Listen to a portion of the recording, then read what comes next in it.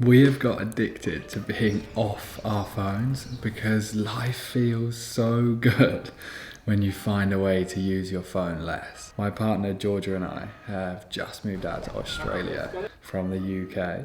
We've also just had our first baby together 4 months ago called Skyla. And when we were in the UK, we took our baby girl Skyla to the woods to Unplugged. And this is where you say goodbye to your phone for days, walk around, stare at one another, and connect. And the time of the tech really made us realize that we don't want to live a life where we're stuck inside looking at this shiny device.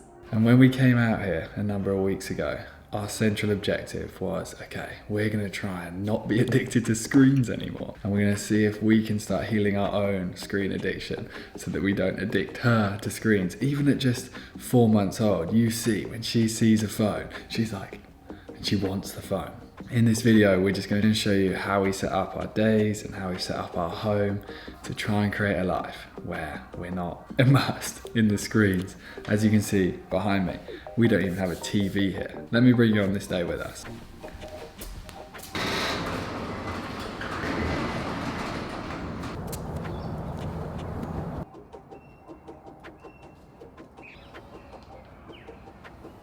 Morning. Morning. We're just about to put Skyla's beautiful necklace on. How's another day of trying to not be addicted to our phones anymore? It's good. Our phones are upstairs. Our phones never come into our bedrooms, which is huge. This is our new rule. We have no charging cables in here, so the phone can just never come in here. And we use the alarm clock, the Lumi alarm clock in the mornings. Yeah, these are good. They can wake you up naturally. Yeah, and it's a sunrise one, so the light gradually comes in and it's not like bam, and you're like awake. And Skyla's having fun. Skyla's having fun, and these are her new linen. Oh, she just farted. These are her new linen sheets, and it's a natural fiber. That's the bedding that we chose because we didn't want to sleep in any like polyester. And apparently, supposedly, linen has a higher vibrational frequency. We don't know if that's complete nonsense, but we're down to believe it. We are down to believe it. Okay, the morning continues. She's like, Dad, are you coming too? Yeah, I'm coming, Sky. It's okay.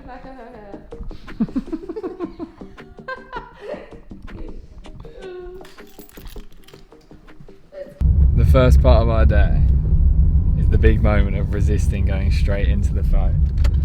And I wake up with this need to go on it. I feel like I just need to know what's happening in WhatsApp, what's happening in my Gmail, what's going on. And the thing is with our nervous system loves familiarity. Familiarity makes us feel safe. And if you suddenly have a morning where you don't go on your phone, it feels unfamiliar. So then it feels scary and stressful, like, oh, is everything okay?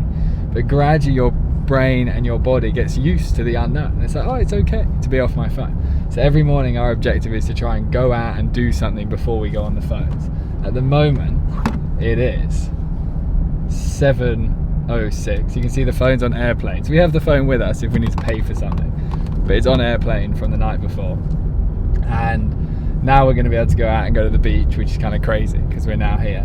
But typically our life in the UK, we'd just always go out for maybe a morning coffee and we'd go out for some kind of walk around the town that we lived in, just so that our nervous system can regulate before we get stuck into the digital land of stress and pleasure.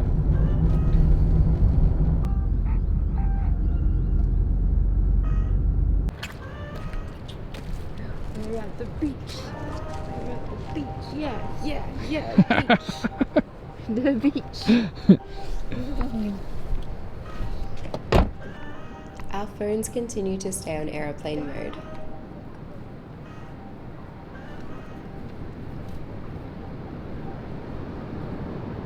Whoa. Look at this dude running with his dogs. Wow, it is nice today, babe.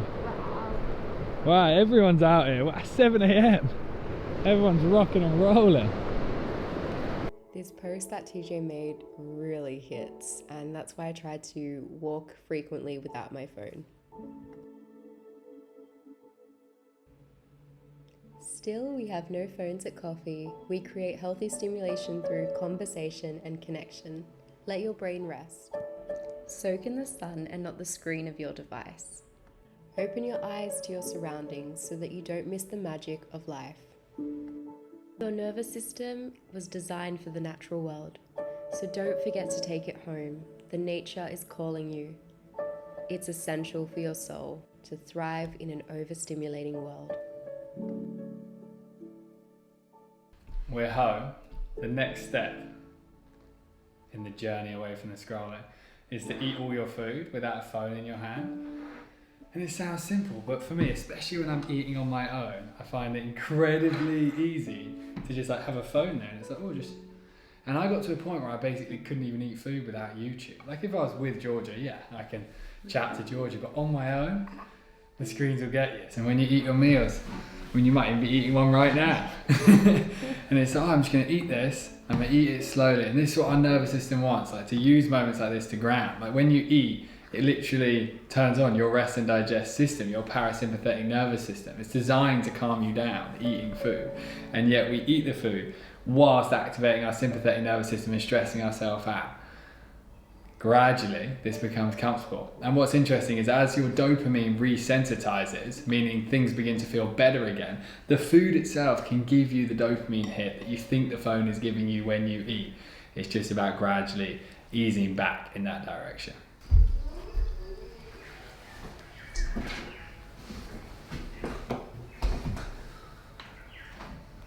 We don't have Wi-Fi here, we just hotspot our phones. We just quite like not having so much EMF, and it's also cheaper. And what I'll do is I'll take the phone off airplane mode.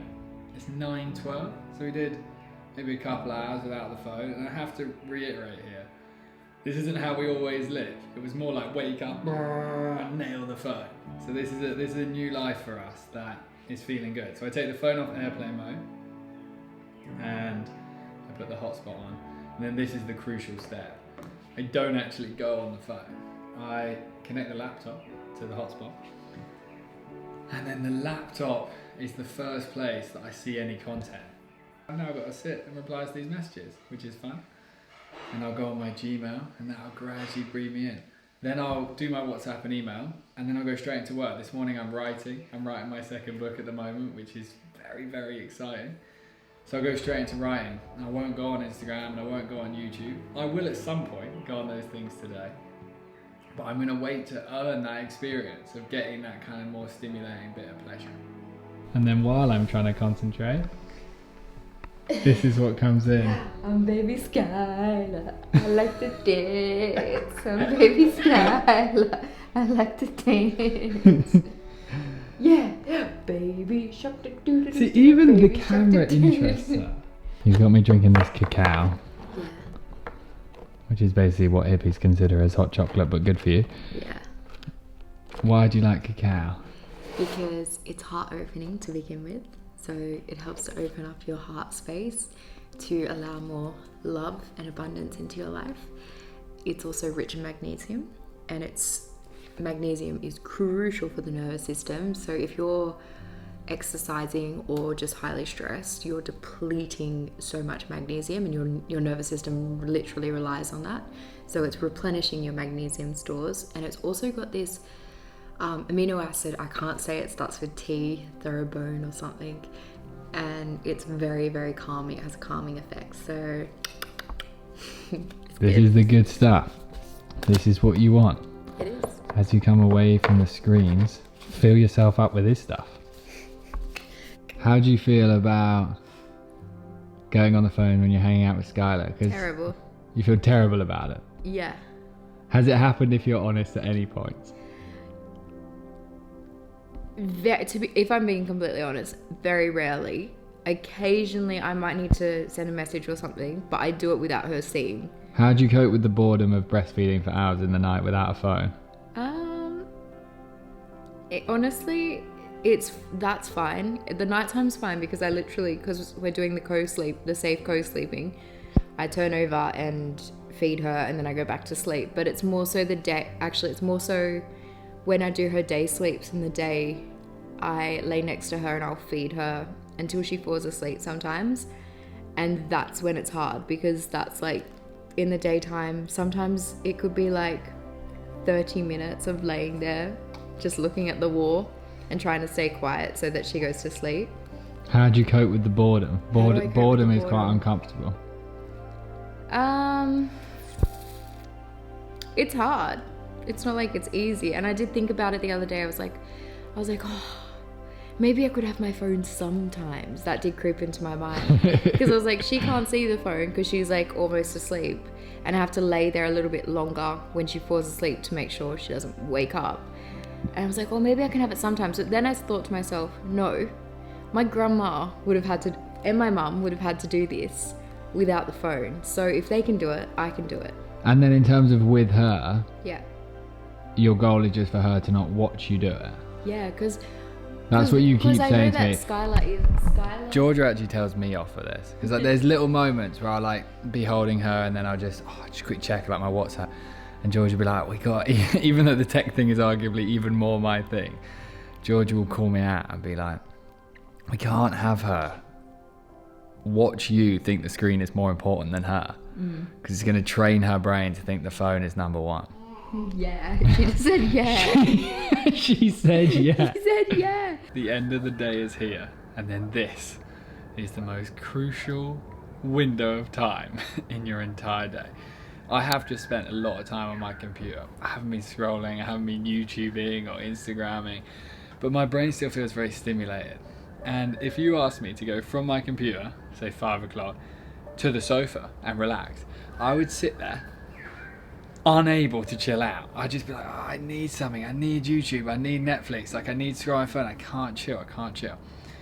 And that's just because you're so wired. Your nervous system is tight. Like if you imagine your nervous system a bit like a musical instrument with chords, like strings on a cello.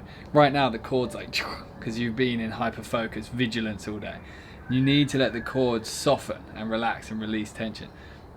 So over the last like half an hour, 40 minutes, I've been walking outside, done a little bit of movement, I've had a bath, I've done a little bit of cleaning of the house, and these aren't things I necessarily want to do. Like after I finish the day of work, I'm kind of like, oh, I just want to lie down on the sofa now. But these are things that I know, they'll soften the nervous system. And then as I go into the evening, where me and Georgia are going to hang out, it's Friday night, it's going to be cooking dinner, relaxing, we're going to listen to some music. As I go into the evening, after I've had the cool down period, I can then enjoy it. But if I don't, I will need the phone. And then when we have this period, like when we chill out the nervous systems and then we can hang out with each other, then we're going to laugh more, have more interesting conversations, just have a better time. Instead of kind of Georgia cooking, me scrolling, me ignoring her, Skyla crying. The opposite of what we want. This is why we're getting addicted to a life off a phone. Because you feel so good when your nervous system settles and you get super present with what's in front of you.